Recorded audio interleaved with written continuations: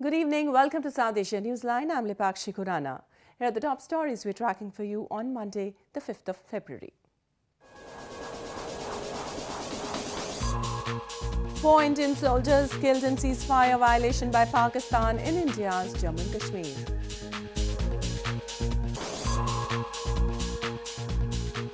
Afghan government vows to take revenge for recent Taliban attacks which killed hundreds.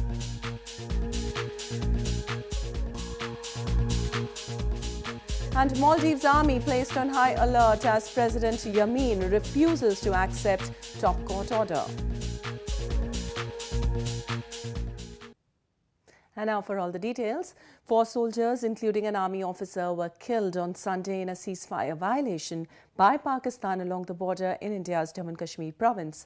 There has been a spate of ceasefire violations by Pakistan this year.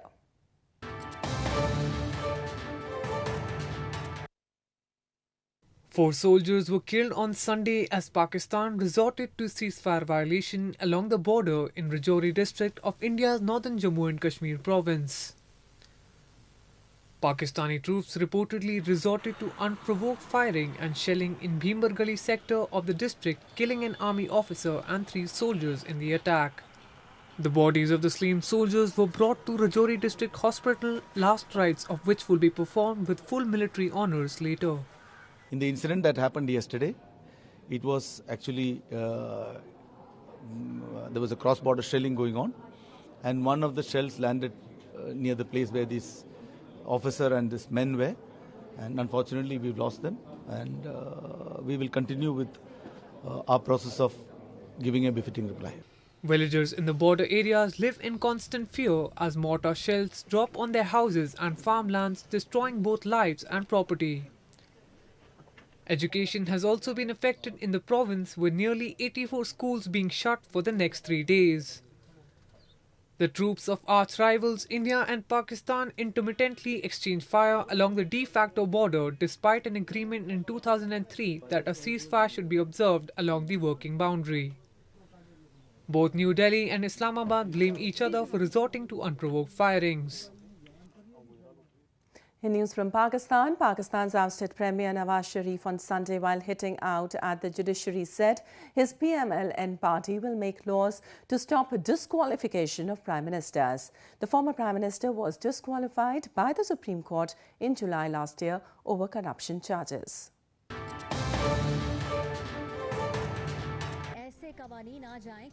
President of Pakistan Muslim League Nawaz or PML-N party Nawaz Sharif on Sunday said his party will soon make laws to stop disqualification of prime ministers.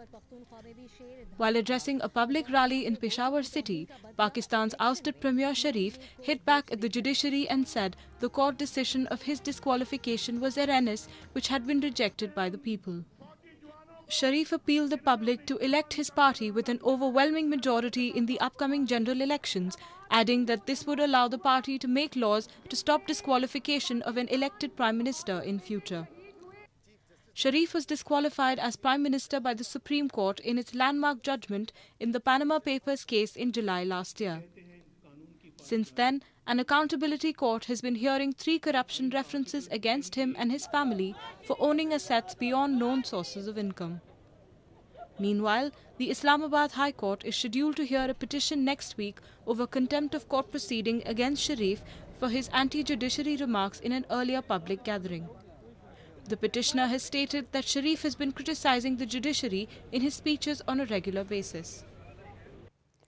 And moving on, GilgitBaltistan's residents have alleged that they're being denied benefits of the multi-billion-dollar China-Pakistan economic corridor. They say Islamabad's claims of progress being made in the region have been exposed. Residents of GilgitBaltistan continue to blame Pakistan authorities for ignoring them since the launch of multi-billion China-Pakistan Economic Corridor or CPEC project in the region. They allege that they have been kept denied benefits of the CPEC and rubbish the authorities' claim of development in the region. Locals believe the CPEC is an exploitation of the natural resources of the region by both Pakistan and China. तो इसके लिए ज़रूरी है कि CPEC के अंदर जिस तरह दीगर सूबों को हिस्सा मिला है, बिल्कुल इसी तरह बल्कि उससे भी ज़्यादा हिस्सा गिलगित बल्तिस्तान को मिलना चाहिए, क्योंकि गिलगित बल्तिस्तान इस मंसूबे का गेटवे है। आप गेटवे को छोड़ के आप इंड पे जनाब वाली उसके इख्तिताम पे तवज्जो दे के गेटवे को आप छोड़ देंगे तो लामहला वहाँ पे एहसास महरूमी बढ़ेगी और लोग सड़कों पे आएंगे, एहतजाज ज़रूर करेंगे। Residents blame Pakistan for maintaining its oppressive attitude towards the people of the region. A part of the erstwhile Jammu and Kashmir province of India, GilgitBaltistan was annexed by Pakistan illegally more than 6 decades ago. And in news from Afghanistan, Afghanistan in the last 1 month has witnessed a number of terror attacks which have killed and wounded hundreds in the country. Following the terror-like situation, Afghan government on Sunday vowed to take revenge from militant group Taliban, which has claimed responsibility for majority of the attacks. Afghan government on Sunday announced that all options are on the table to avenge the deaths of those killed by the militant group Taliban in recent attacks in the country. According to the government, the execution of Taliban prisoners on death row is one option. Authorities now are aiming to increase its military pressure on the group, and then the cases of some Taliban prisoners will be assessed. The Afghanistan حکومت د اعدام په شمول او د خاصو عملیاتونو په ګډون له ټولو لارو څخه ګټه اخلي ترڅو د افغانستان د خلکو د وینې غچ واخلو.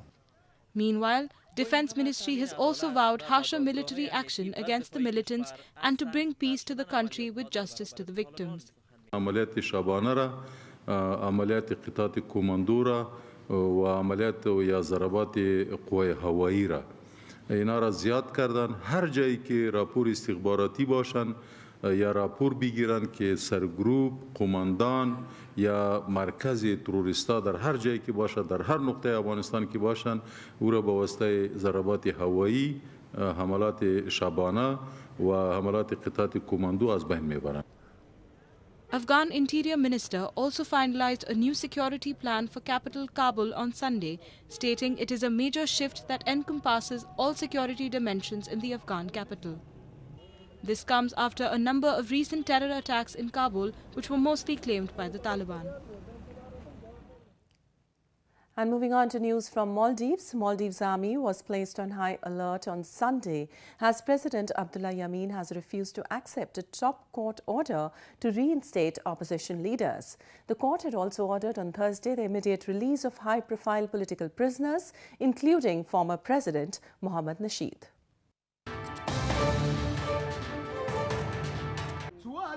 The Maldives army has been placed on high alert as President Abdullah Yameen has refused to accept the Supreme Court order to reinstate opposition leaders. The Maldives has been in a fresh political crisis since the top court threw out terrorism convictions last week against former President Mohammad Nasheed and other high-profile political prisoners.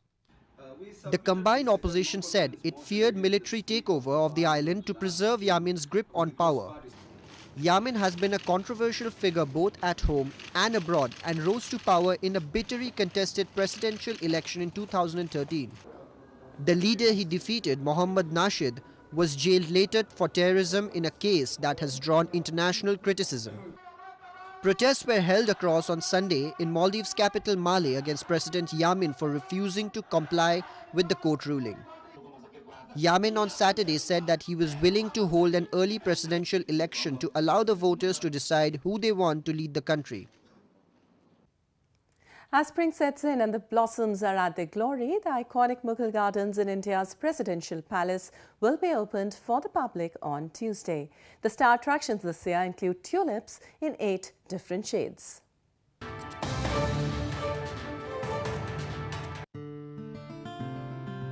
The magnificent Mughal Gardens, hosting hundreds of varieties of flowers in the compound of the Indian Presidential Palace in New Delhi, will open for public for a month from Tuesday. The Mughal Gardens, often called as the soul of the Presidential Palace, was designed by Sir Edwin Lutyens in 1917, but the landscaping was done and the trees were planted only around 1928 to 29. The British-era gardens have 135 varieties of roses, including green, black and other types of international species of roses. Mughal gardens Rashtrapati Bhavan की एक शान है। Mughal gardens actually एक garden नहीं, कई garden है। जैसे कि जहाँ हम खड़े हैं रेक्टेंगुलर गार्डन है, इसके आगे जाएं तो लॉन्ग गार्डन है, उसके बाद सर्कुलर गार्डन है जो बहुत ही प्रसिद्ध है, और यहाँ अलग अलग छोटे छोटे और भी गार्डन हैं, जैसे कि कैक्टस गार्डन, एक बैम्बू गार्डन हम हाल ही में डेवलप हुआ है, terrace garden and so on. The huge area of Mughal Gardens comprises of 4 parts divided by 4 channels. Apart from flowers, the gardens are further beautified by 6 lotus-shaped fountains rising up to 12 feet at the crossings of these channels. The gardens are open for public viewing every year during the annual spring festival Udyanotsav held in the months of February to March.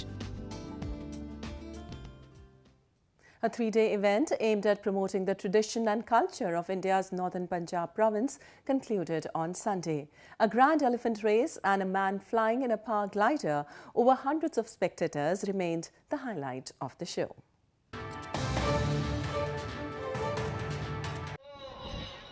A grand elephant race and a man flying in a power glider over hundreds of spectators ceremoniously ended the annual rural sports spectacle in India's northern Punjab province on Sunday. The 3-day event was a blend of accepted sporting disciplines and other more unusual pursuits. On the final day, young and old men and women performed acrobatics on moving motorbikes and even pulled motorcycles with their teeth. The event was aimed at keeping alive the tradition and culture of the Punjab province and to help youngsters to connect to their roots. यहाँ मैं इसीलिए आता हूँ भी publicly अपना show देने के लिए आता हूँ, और मैं चाहता हूँ कि और सारे हमारे नौजवान जो प्रमोट हों, सीखें, डरने की बात नहीं है कोई भी, और हम टूरिज्म को प्रमोट कर सकते हैं। पंजाब गवर्नमेंट हमारे स्टेट में जो नौजवान हैं वो उसको टूरिस्ट प्लेसेस है जहाँ हम वहाँ यहाँ से मैं पिछले 6-7 साल से आ रहा हूँ। The event also included number of events ranging from traditional sports like hockey and athletics to the non-traditional endurance competitions such as loading and unloading of sacks full of grain. Traditionally, the spectacle mainly appealed the local villagers when entertainment was thin on the ground. Now the enthusiasm for the games is growing among city dwellers too, as they see it as a window into rural life and culture. Models dazzled the audiences as they walked the ramp for ace Indian designers at the Lakme Fashion Week in Mumbai city. The 5-day fashion extravaganza, which concluded on Sunday, also saw participation by Bollywood actors and sports people.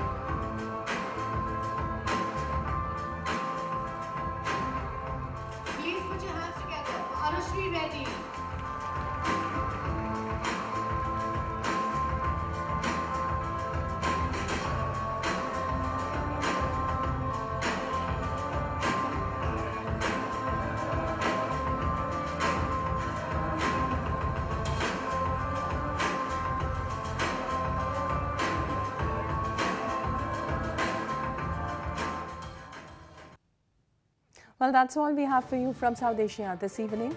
Now our viewers can watch the show on SouthAsiaNewsline.com. You can also visit us on Facebook.com/SAsiaNewsline and follow us on Twitter @SAsiaNewsline. Well, that's all in tonight's edition. We'll see you same time tomorrow. Good night.